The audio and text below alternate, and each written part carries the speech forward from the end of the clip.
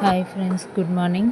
இன்றைக்கி பார்த்திங்கன்னா நம்ம டெஸ்ட்டோட டிஸ்கஷன் பார்க்கலான்ட்டு டிஸ்கஷன் பார்த்துட்டு இருக்கிறேன். ஸோ இப்போ ப்ரெக்னென்ட் ஆனதுலேருந்து சரியாக எந்த டெஸ்ட்டும் அட்டென்ட் பண்ண முடியல, போட முடியல.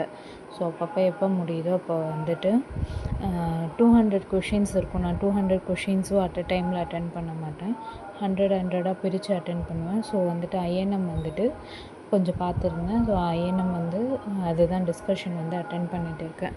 ஸோ நம்மளுக்கு டெஸ்ட்டு எந்த அளவுக்கு இம்பார்ட்டனோ டிஸ்கஷன் அட்டென்ட் பண்ணும்போது இன்னும் நம்மளுக்கு மைண்டில் செட் ஆகும். ஸோ அதுக்காக தான் டிஸ்கஷன் பார்க்குறது. ஸோ யாரெல்லாம் ப்ரிப்ரேஷனில் இருக்கிறீங்களோ கண்டிப்பாக டெஸ்ட்டு பேட்ச் போட்டு பாருங்கள். டெஸ்ட்டு டிஸ்கஷன் கண்டிப்பாக அட்டென்ட் பண்ணுங்கள். ஸோ எதுக்கு வேணாம், அது வேறு டைம் வேஸ்ட் அப்படின்னு நினைக்காதீங்க. ஏன்னா நம்ம ஒன்ஸ் படிக்கிறோம், அதுக்கப்புறமா டெஸ்ட் போட்டு பார்க்குறோம். அகெயின் நம்ம டிஸ்கஷன் பண்ணும்போது அந்த டிஸ்கஷன் அட்டென்ட் பண்ணும்போது நம்மளுக்கு இன்னும் 2 ஸ்ட்ராங்காக மைண்டில் பதியும். ஸோ அதுக்காக தான் டிஸ்கஷன் அட்டென்ட் பண்ணுறது. நம்மளுக்கு படித்ததே பார்த்திங்கன்னா நம்மளுக்கு மறந்துடும். டெஸ்ட்டு போட்டிருந்தாலுமே அந்த கொஷின் டெஸ்ட்டிலே கேட்டிருந்தாலும் மறந்துடும். ஆனால் இதே அது ஒரு டிஸ்கஷனாக அட்டென்ட் பண்ணும்போது ஸோ அவங்க பேசினது, அவங்க சொன்னது, அவங்க ஒரு ஸ்டோரி மாரி சொல்லியிருப்பாங்க. எல்லாமே நம்மளுக்கு மைண்டில் செட் ஆகிடும். ஸோ அதுக்காக கண்டிப்பாக டிஸ்கஷன் அட்டென்ட் பண்ணுங்கள். அந்த டைம் மேனேஜ்மெண்ட் எல்லாமே நம்மளுக்கு அப்போ தான் வரும். ஸோ இப்போ பார்த்திங்கன்னா என்னால் வீட்டில் பண்ண முடியல. ஸோ அதனால் நான் லைப்ரரி போயிட்டு டெஸ்ட்டு டிஸ்கஷன் அட்டென்ட் பண்ணி அதை ஃபினிஷ் பண்ணேன். 100 முடிஞ்ச அளவுக்கு போடுங்க.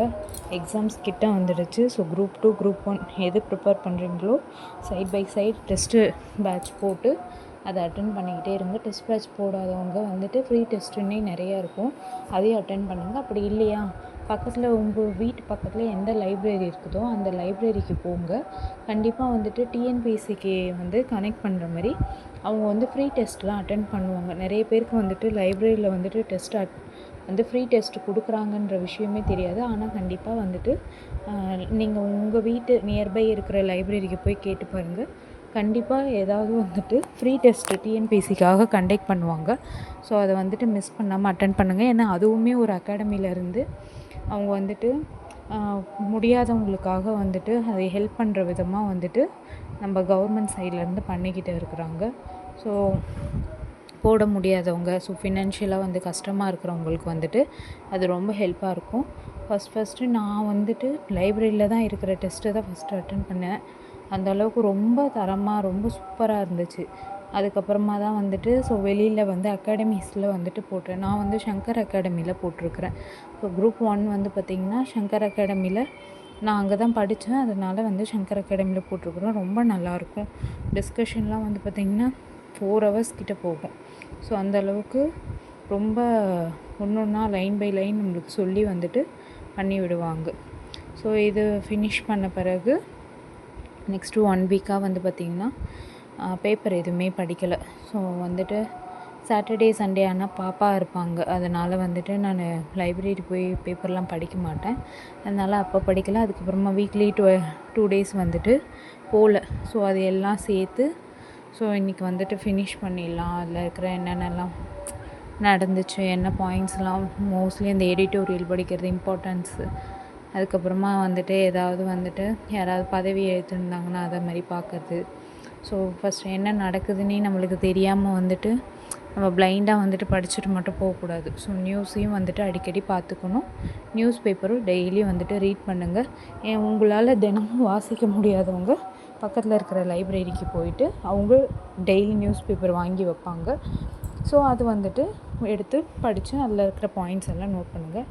நான் சப்போஸ் ரீட் பண்ணலை, இல்லை பாயிண்ட்ஸ் எடுக்கலைன்னா நான் அப்படி தான் பண்ணுவேன். போயிட்டு ஒரு 1 வீக்கு தேவையான பேப்பர் எல்லாத்தையும் எடுத்து வச்சு கடகடன்னு இம்பார்ட்டண்ட்டாக இருக்கிறத மட்டும் வாசித்து இது பண்ணுவேன். ஃபர்ஸ்ட் ஃபுல்லாக எல்லாத்தையும் ஒரு கிளான்ஸ் பார்த்துப்பேன். நிறைய பாயிண்ட்ஸ் எடுக்கிற மாதிரி இருக்குது அப்படின்னா அதை மார்க் பண்ணி மட்டும் வச்சுருவேன். ஏன்னா அட் அ டைமில் ஒரே நாள்லேயே பார்த்திங்கன்னா கிட்டத்தட்ட ஒரே நாளில் கிடையாது, நான் ஒரு 2 hours நான் அந்த பேப்பர்ஸ் எல்லாத்தையும் கம்ப்ளீட் பண்ணி ஆகணும். ஸோ ஏன்னா அடுத்தடுத்த வேறு நம்மளுக்கு ஒர்க் இருக்கும். அதனால் நான் ஃபாஸ்ட்டாக என்னென்னலாம் இருக்குது இம்பார்ட்டண்ட்டான்ட்டு ஃபுல்லாக பார்த்துக்கிட்டேன். ஸோ பாயிண்ட்ஸ் பார்த்திங்கன்னா பெருசாக மெயின்ஸுக்கு ப்ரிலிம்ஸ்க்கு எடுக்கிற மாதிரி இல்லை. ப்ரிலிம்ஸ்க்கு பார்த்திங்கன்னா அதாவது இந்த ஹைகோர்ட்டில் வந்து பார்த்திங்கன்னா பதவி ஏற்றிருந்தாங்க. ஸோ அதை பற்றி எடுக்கிற மாதிரி இருந்தது. மெயின்ஸுக்கு பெருசாக பாயிண்ட்ஸு எதுவுமே எடுக்கிற மாதிரி இல்லை. ஸோ அதனால் ஜஸ்ட் ஒரு கிளான்ஸ் மட்டும் நான் பார்த்துட்டு ஃபினிஷ் பண்ணிட்டேன். ஸோ இதை வந்து ஃபினிஷ் பண்ணுறதுக்கே கிட்டத்தட்ட வந்து பார்த்திங்கன்னா எனக்கு 2.5 hours ஆகிடுச்சு. ஸோ எல்லா பேப்பரையும் நம்ம ஃபினிஷ் பண்ணுறது முடிஞ்ச அளவுக்கு அன்னன்னைக்கே முடிக்க பாருங்கள். முடிக்காதவங்க வீக்லி ஒன்ஸ் போயிட்டு நீங்கள் ஒரு 2 hours 3 hours ஸ்பெண்ட் பண்ணுற மாதிரி இருக்கும்.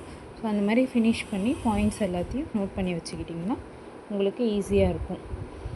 ஸோ அந்த மாதிரி தான் நானும் வந்துட்டு பண்ணி வச்சுருந்தேன். ஸோ இந்த எடிட்டோரியல் வந்து மறக்காமல் வந்துட்டு ரீட் அவுட் பண்ணுங்கள்.